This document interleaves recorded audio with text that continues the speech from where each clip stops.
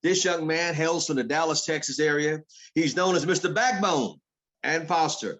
He also knows Mr. Mall. He also known as the king of Kmart. A Walmart, I'm sorry. He's on the floor sleeping until he gets to his goal. And today he's coming to us to the first Friday of the month with the Fear Factor, the one and only, the great Mr. Sam Foster.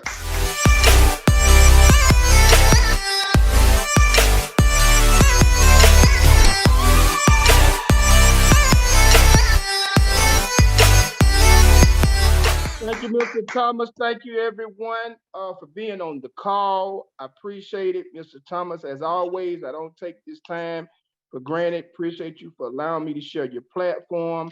I thank you so much. Also, Mr. Jabri Clements, the unsung hero behind the scenes all the time. Thank you, sir. I just want to say thank you, everybody. Everybody, thank you, thank you, thank you. I got a long way to go, as I always say, and a short time to get there. Really short today because I have something to do right after the call. Right after the call, it is going to tie into my message. Okay. If you're taking notes, ladies and gentlemen, if you're taking notes, the title of today is "Push Me." Yes, yeah. Just 2 words. Push me. Right. How many uncomfortable situations are you putting yourself in right now?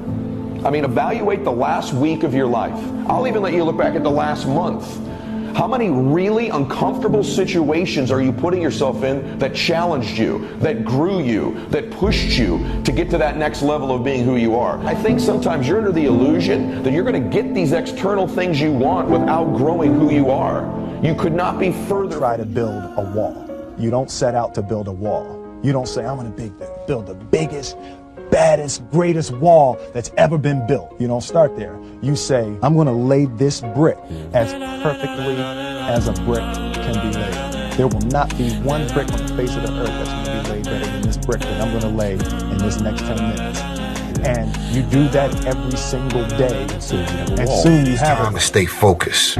It's time to decide clubs, partying, trying to fit in and socialize, rub elbows with everybody so people can stop calling you weird. The more weird you are is a reflection of how committed you are to focusing on your molding and shaping and developing your ideas and your craft so that when it's time for you to make your rounds, you gonna fly. How much emotion and feeling you may have or how much hurt you may have, life has to go on. Life doesn't stop for anybody.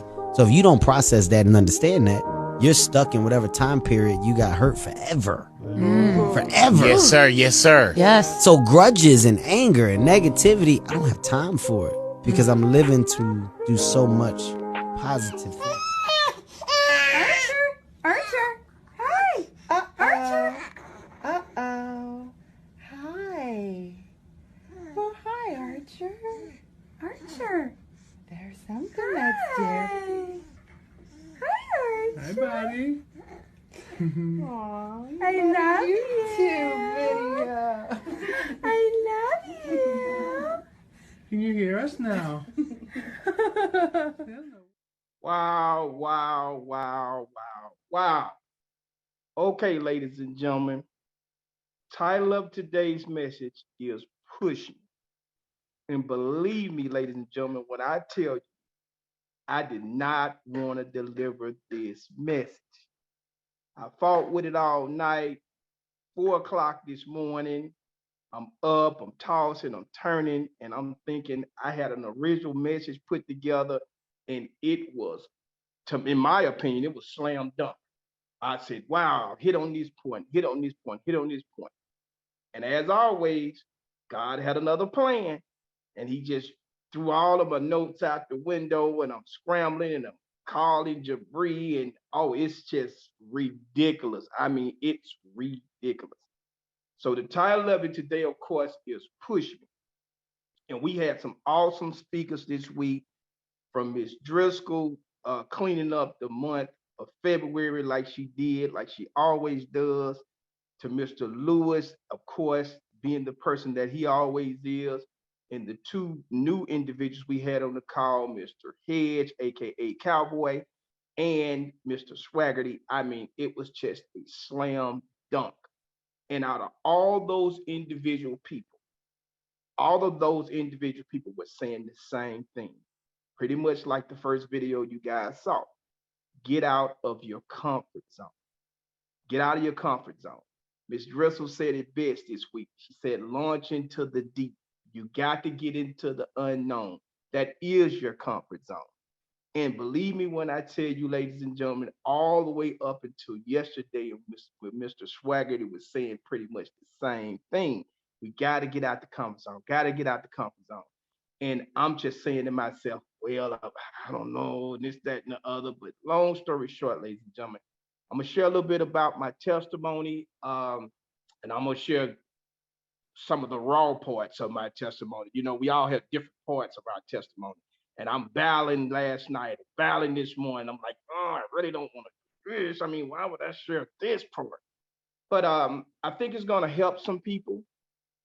I know it's gonna help some people because sometimes we're in a funk, for lack of a better word, in our comfort zone, and we get stuck. And when we get stuck, we stagnate ourselves and things don't go like they should go because we're comfortable. But the most comfortable thing, the most uncomfortable thing to be is the most comfortable place we should be. It's out of our comfort zone. If we say we trust in the God we serve, we have to come out of our comfort zone. And just want to share a little bit about my testimony. And I've always been, I don't know, kind of taken back by really sharing a real part of my testimony because it's just different. And my thing is, I grew up, ladies and gentlemen, everybody pretty much knows that I live in Texas, but I grew up in Alabama. I grew up in a place in Alabama called Birmingham. It's more of the city part of Alabama. So you got a lot of crime, a lot of drugs and things of that nature. And that was typical for me. So, you know, discussing my real testimony was kind of like, I don't want nobody to feel sorry for me, this, that, and the other. So I never really share it, to be totally honest with you. But thing about it is, I grew up to the point to where when I was in high school, nobody really graduated past high school. Nobody made it past high school. If you graduated out of high school in my neighborhood, you were doing quite well, to be totally honest with you. Other than that, nobody did anything in my city, just to be totally honest with you. So when it was time for people to graduate, what they would do is they would put on their cap and gown. And I lived in the projects. So anybody ever come out the projects, you know that wasn't a very desirable place to live, to be quite honest with you. And I can remember that pretty much on a regular basis, my mom would get our car stolen. I mean, on a regular basis. My mom got our car stolen so much, we were figuring out when was it gonna get stolen again. She actually got our car stolen on Saturday morning, and a neighbor called and said somebody's breaking in your car. My mom had to literally go out the back door and say, what are you doing? And this was Saturday morning, like bright and early Saturday morning. That's how much the car got stolen. Well, when if anybody ever did anything past graduate high school, it was just amazing, almost unheard of. But if you graduated high school, the thing was in my neighborhood that you would put on your cap and gown and you would walk around the projects all day. I mean, like all day. That's how much people didn't graduate. So when you walked around, it wasn't like people gave you money or anything like that.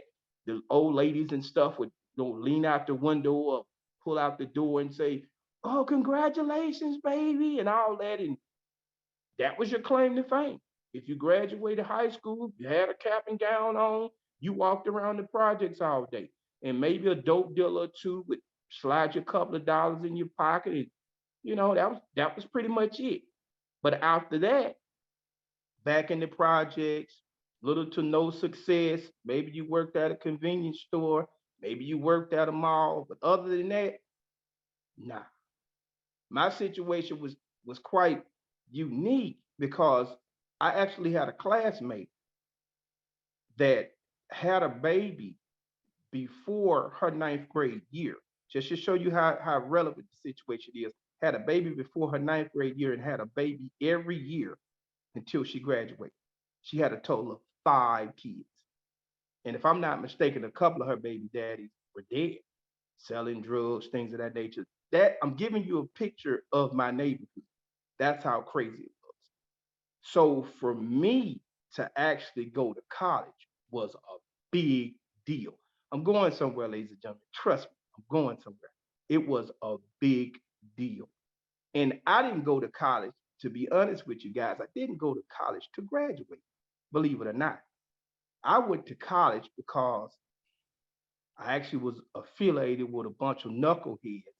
And we were actually in war with another bunch of knuckleheads, if you can feel me. And I needed a place to pretty much crash till the heat died down. That's one of the reasons why I went to college. I mean, go figure.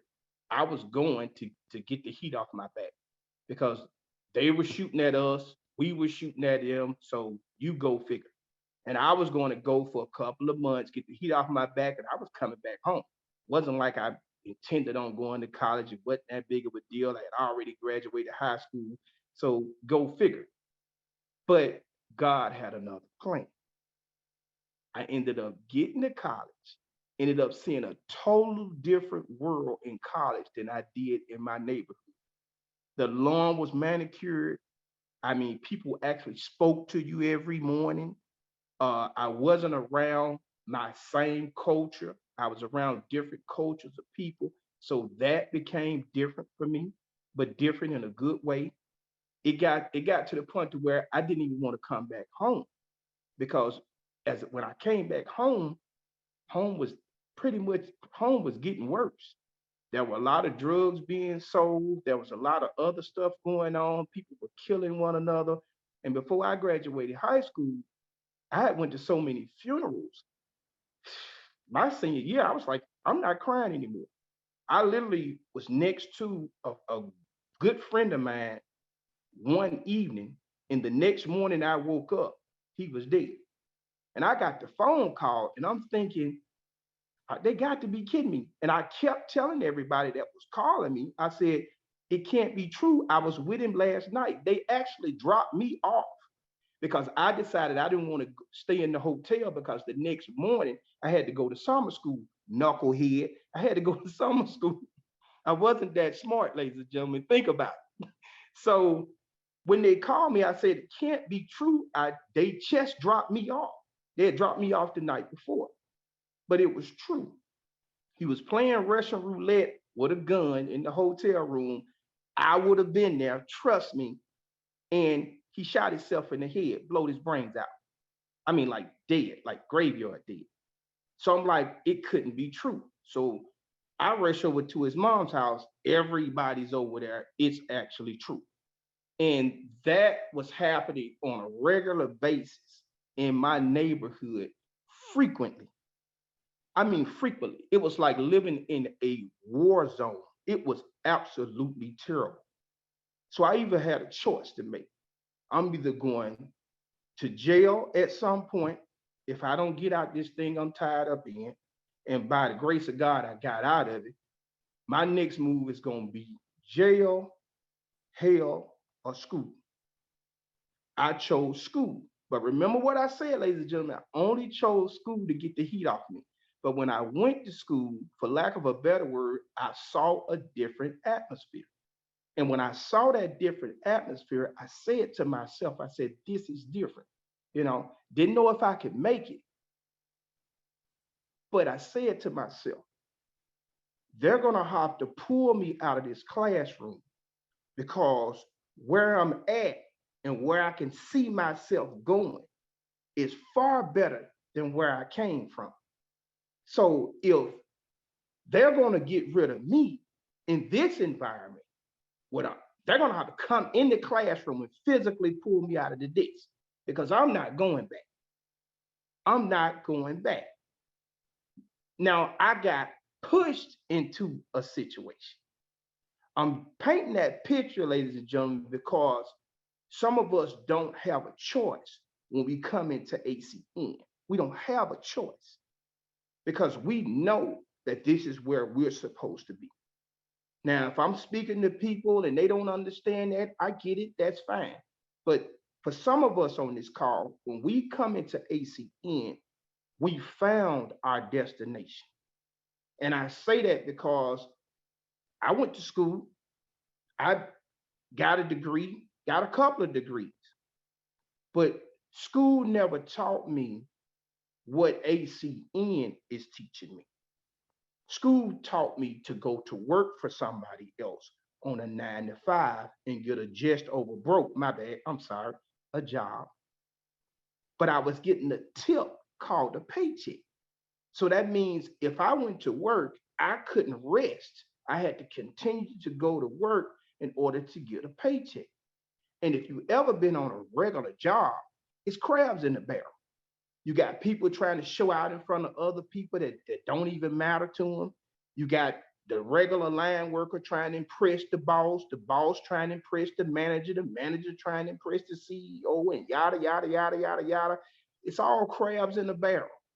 And if you think you're going to get above your boss, you're wrong. Now, you can impress them all day, and that's fine, but you'll never get above them because they're trying to get where they're trying to go. And everybody is just an endless cycle. And I said this before, it's like a dog trying to chase his own tail. You can't get out of it. But when you see something like ACN, it's different. Now, if you guys heard the first video, he was talking about that comfort zone. The same thing most of the leaders talked about this week. You got to come out that comfort zone. You got to do things different. And if you're taking notes, ladies and gentlemen, you have to do different if you want different. Let me say that again. You have to be willing to do different if you truly want different. And that means coming out the comfort zone. In other words, you have to be pushed. And let me give you guys an analogy, just in case you might not think about getting pushed. If you ever been in a fight, especially as a little kid, you know that the kids on the playground, they gather around each other and punch him, hit her, this, that, and the other. But it's usually, the contact is usually not made until the person that's standing behind the two people that's ready to fight push the person in the back. And they usually push them around the same time. So when you go toward the person that you're supposed to be fighting, neither one of y'all really want to fight. Think about it. But when you get pushed into the middle part where you guys can really see each other, what really happens at that point is you holding yourself up on the person so you won't go directly to him. But now both of you guys are face to face. Now you really have to go into combat because you're face to face with the situation that you're going to have to go into. I'm going to give you guys 3 things. And say I'll be out of here because this is the Fear Factor series. First of all, we're dealing with people, patience, and power. It's only 3 factors. People, patience, and power. First of all, when you deal with people, ACN is a unique business, to say the least. ACN puts you in a place where you have to deal with your own adversity. It starts in the mind first, ladies and gentlemen, when it comes to dealing with ACN, because we're different in ACN. You're going to have those obstacles, but those obstacles are set in place for you to really succeed. You're going to have them, and that's a good thing because you really challenge yourself. I should have titled this message, Man in the Mirror, because every time you wake up in ACN, you're challenging yourself. How far can you go? How far can you push yourself? That's different. That's different, ladies and gentlemen. Also, you're going to have to deal with patience in ACN. Why did you say that, Sam? Because when you have patience, you have to ask yourself, because of patience, that allows you to put yourself in a position to have success, because true success has to be patient. It's not an overnight thing. If anybody tells you this is an overnight thing, they lied to you. Can you make money? Absolutely. Can you make residual? Absolutely, all the time. The comp plan is set up for that in the front and in the back. But you still have to have patience. Why? Patience to deal with people. Mrs. Thomas said it a couple of days ago. People are just people. Mrs. Swaggerty said it best yesterday, just to give you recall. He said people don't know him. People said if he went to a mall, people wouldn't know him. Say they know him in these circles, but they wouldn't know him if he went to a mall. He's just as regular as we are. He gets the same disappointments. He said 2 times. He went to meet a person 45 minutes down the road, and that person forgot both times. Come on now. Same thing, same situation, no different. He said he had a lot of times when you reach the SVP level, you're in a position where you probably have a little more motivation because you got a success and a track record behind it. But what about the people that don't have a track record behind it? Wait a minute, ladies and gentlemen. Dig down deep. Dig into your why. Push me. You ought to say that to yourself in the mirror. Push me. In other words, push yourself. Ask yourself what your real why is. Because if you find out what your real why is, if you have not found out, that's going to be your push. That's going to be your fear factor right there. Finding out your real why. Exposing yourself and not being afraid to expose yourself, because that's going to get you to your destiny. And power, ladies and gentlemen. Last but not least, power. We have to learn how to balance power. Now, we had at least 2 SVPs on this call this week, and both of them had to learn how to balance power. In other words, when you get you a big organization, you have to learn how to pay attention to them. As you heard Mr. Swagger say, he called Cowboy Mr. Randy, he called him, he said, quitter, quitter, quitter. But when he found out he went through a stage in his life, he was compassionate towards it. So you have to be balanced. You can't always be doing this all the time. It's a time and a place for everything. But he was compassionate towards it. And if I'm not mistaken, and correct me if I'm wrong, guys, that's one of his best legs. He said 80% of his organization is really not doing a whole lot of nothing. But the 20%, woo, that 20%. And he's part of that 20%. Okay. If you guys are understanding the words that are coming out my mouth, you need to give yourselves a hand, because if you're on this call live, you got to say to yourself, I want to be pushed. I want to be better. I want to come out my comfort zone. Now, I told you guys that I'm getting ready to wrap this up real quick, and I am, because I'm getting ready to go to Houston. And oftentimes I do contract work for different people. And this week I got a call to do some contract work in Houston. And I was like, I really don't want to go to Houston. Then I thought about it. I said, well, let me go. Then I was kind of conflicted because I wanted to go Thursday and Friday. And then at the same time, I didn't get to go yesterday. And then all of a sudden I was peeking in IKEA and got a text, could I come today? And I said, I don't know. I said, I got to do the presentation on Friday. I was sort of thinking about it. Then the text said 12:30. So I had roughly about an hour between doing this and getting ready to head to Houston. And I said, perfect. I need to come out my comfort zone. So just to let you guys know, I don't just talk the talk. I'm willing to walk the walk and be consistent with it. I got all the tools I need, ladies and gentlemen, to go to Houston in a few minutes. What you got, Sam? Show you what I got. These the tools of the trade. Oh, Mr. Thomas, not the only one. Oh, I got a patch of cards.